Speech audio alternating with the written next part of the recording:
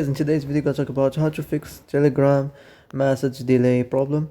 So the answer is easy. Just go to the settings and then scroll down to the apps section and then go to the search and search Telegram and then go to the storage, and here you will find this clear cache option. Click on it. Now you can go check it if it worked, and if it didn't, you can try to restart your phone or turn the Wi-Fi off and on, or the Bluetooth or the airplane mode. Also, you can try to clear data, but be careful. If you clear data, all the Telegram's data will be deleted. This includes all files, the settings, the accounts, the databases, etc. So be careful if you wanna clear your data.